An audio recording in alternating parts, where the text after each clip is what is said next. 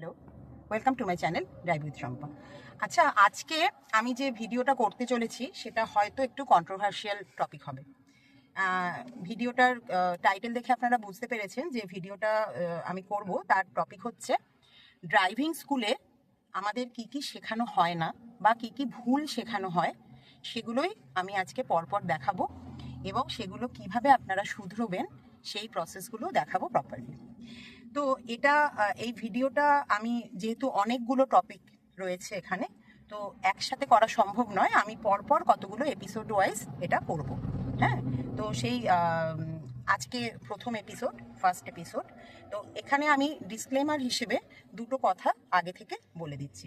সেটা হচ্ছে, আমার এই ভিডিও করার উদ্দেশ্য কিন্তু কোনো ড্রাইভিং স্কুলকে নেগেটিভ প্রোপাগান্ডা কোনো ড্রাইভিং স্কুলের এগেনস্টে করা নয়। ঠিক আছে, ড্রাইভিং স্কুলরা অত্যন্ত ভালো কাজ করছেন তাদের জায়গা থেকে।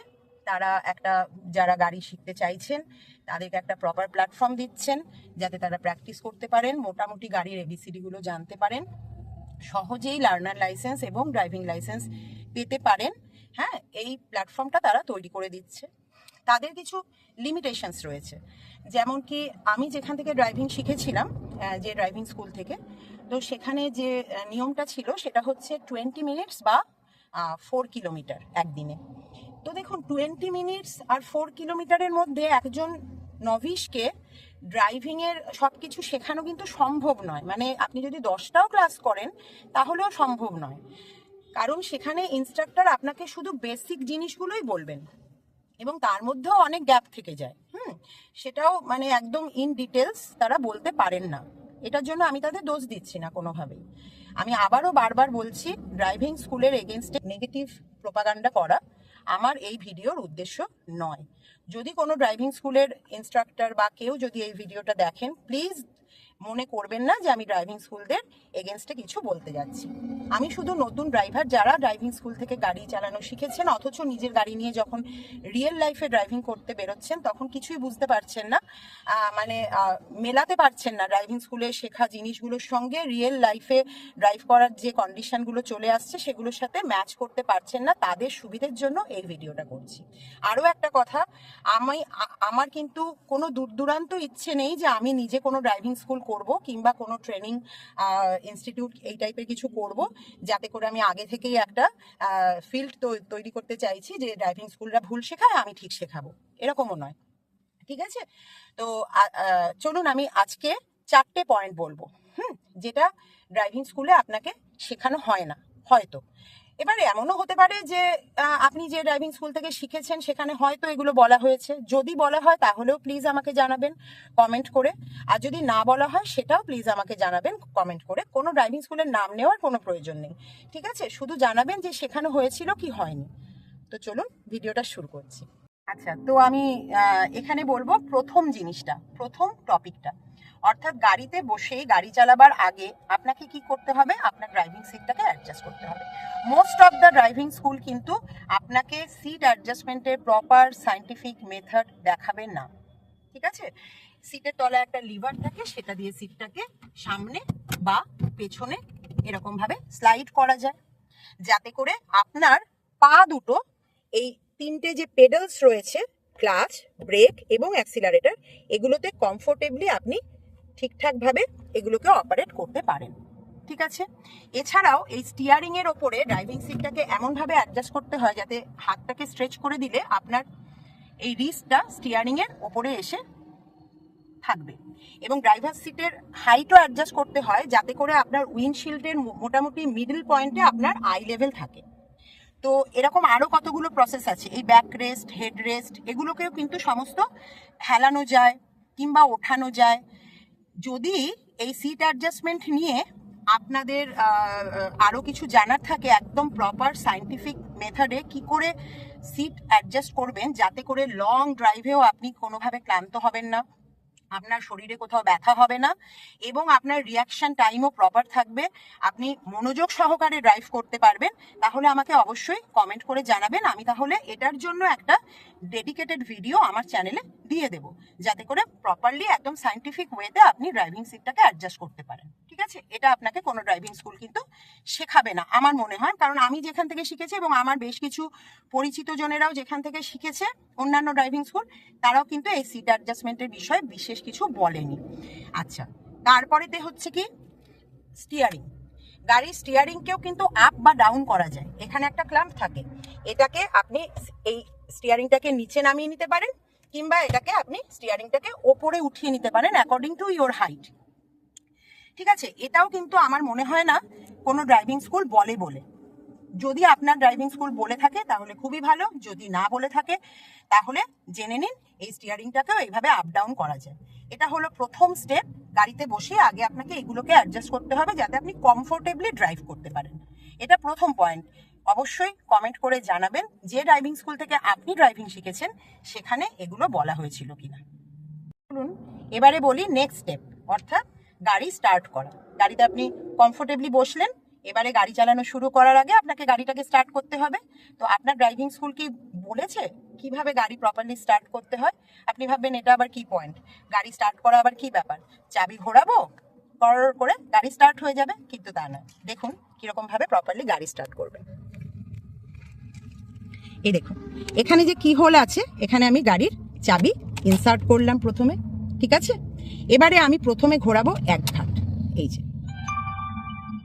এতে আমার গাড়ির ইলেকট্রিক্যালস গুলো অন হলো। ঠিক আছে, ইলেকট্রিক্যালস অন হলো। এবারে দেখুন আমি আরেক ঘাট ঘুরিয়ে দিলাম। এবার দেখুন এই ড্যাশবোর্ডে এই লাইটগুলো জ্বলে উঠলো। ঠিক আছে, এবং এর সাথে ফুয়েল পাম্প অন হলো গাড়ির। এবারে আমি ক্লাচ ফুল প্রেস করব, ক্লাচটাকে ফুল প্রেস করলাম এবং আরেক ঘাট ঘুরিয়ে দিলাম। এবারে কিন্তু আমার গাড়ি প্রপারলি স্টার্ট হলো। এইভাবে গাড়ি স্টার্ট করতে হয়। এটা আমার কি সিস্টেম আছে, তো সেই কারণে আমি কি দিয়ে স্টার্ট করলাম। যাদের পুশ বাটন সিস্টেম তারাও কিন্তু এভাবে 3টে ধাপেই গাড়ি স্টার্ট করবেন। পুশ বাটনটাকে প্রথমে একবার প্রেস করবেন, একটু পজ দেবেন, দ্বিতীয়বার প্রেস করবেন, আবার একটু পজ দেবেন, তারপরে ক্লাচ ফুল প্রেস করে তৃতীয়বার প্রেস করবেন।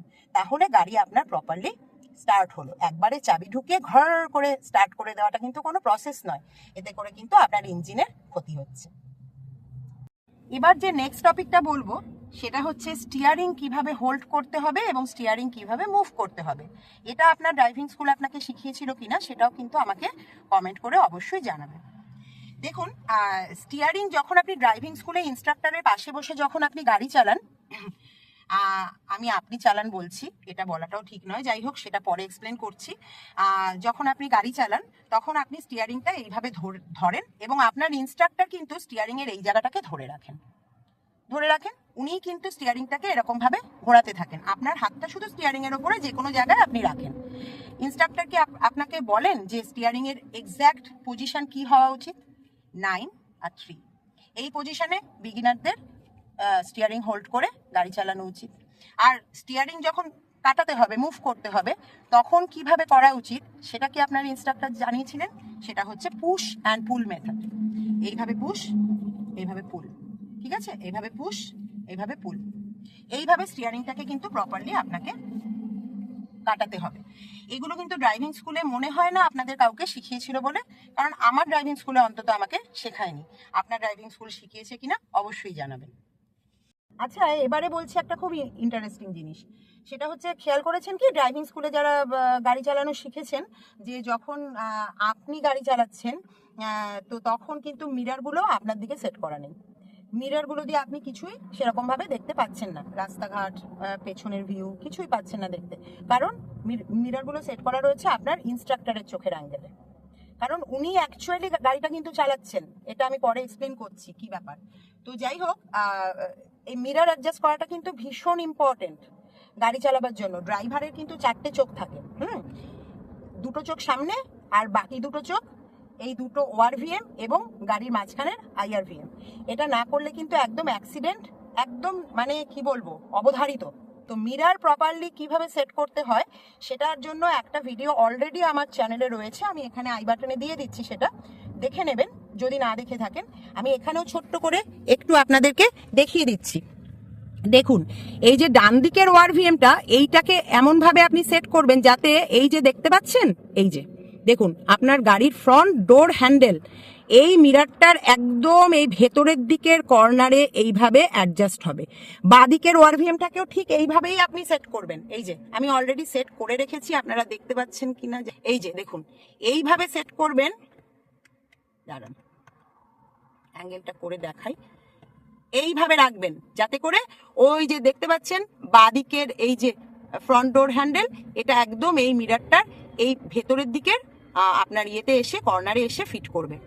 আর আইআরভিএমটাকে এমনভাবে অ্যাডজাস্ট যাতে করে না এই যে পেছনের উইন্ডশিল্ড, আপনার পেছনের উইন্ডশিল্ডটা পুরোপুরি একদম পুরোপুরি এখানটায় দেখা যায়। এইভাবে পুরোপুরি আপনি দেখতে পারবেন রাস্তাঘাটের পেছনের ভিউ, অর্থাৎ পেছন থেকে কি আসছে যাচ্ছে এগুলো যাতে আপনি প্রপারলি দেখতে পারেন। এইভাবে না অ্যাডজাস্ট করে, মিরারকে এইভাবে অ্যাডজাস্ট না করে কিন্তু গাড়ি চালানো ভীষণ রিস্কি। হ্যাঁ, তো হ্যাঁ, ড্রাইভিং স্কুলে যখন গাড়ি চালানো শেখেন, অ্যাকচুয়ালি তো আপনার ইনস্ট্রাক্টর গাড়ি চালাচ্ছেন, আপনি জাস্ট কিন্তু মানে জাস্ট একটা পাপেট, আপনি বসে আছেন ড্রাইভিং সিটে। তো সেই কারণে কিন্তু মিরার ওনার দিকে অ্যাডজাস্ট করা থাকে, আপনার দিকে নয়। তো এই কারণে নতুন ড্রাইভারদের প্রথম যেটা সমস্যা হয়, নিজের গাড়ি নিয়ে রাস্তায় বেরোতে গিয়ে তারা কিন্তু মিরার প্রপারলি অ্যাডজাস্ট করতে জানেন না, অবধারিতভাবে ঠুকে যায়। তো এটা গেল ফোর্থ বিষয় যেটা ড্রাইভিং স্কুলে শেখায় না। তো যদি আপনার ড্রাইভিং স্কুল এটা শিখিয়ে থাকে তাহলে খুবই ভালো, সেটাও জানাবেন। আর যদি না শিখিয়ে থাকে সেটা জেনে নিলেন, সেটাও কিন্তু কমেন্টের মাধ্যমে জানাবেন। আজকে রইল এই 4টেই পয়েন্ট, যেটা আপনাদের ড্রাইভিং স্কুল শিখিয়েছে কি না শিখিয়েছে আমাকে অবশ্যই কমেন্ট করে কিন্তু জানাবেন। আবার নেক্সট এপিসোডে আমি আরও 4টে পয়েন্ট নিয়ে বলবো। ঠিক আছে, আজকের ভিডিওটা এই পর্যন্তই রইল। যদি ভালো লাগে, ইনফরমেটিভ লাগে, তাহলে অবশ্যই লাইক করবেন, শেয়ার করবেন, চ্যানেলটাকে সাবস্ক্রাইব করবেন। আবার দেখা হচ্ছে আপনাদের সঙ্গে নেক্সট ভিডিওতে। টাটা।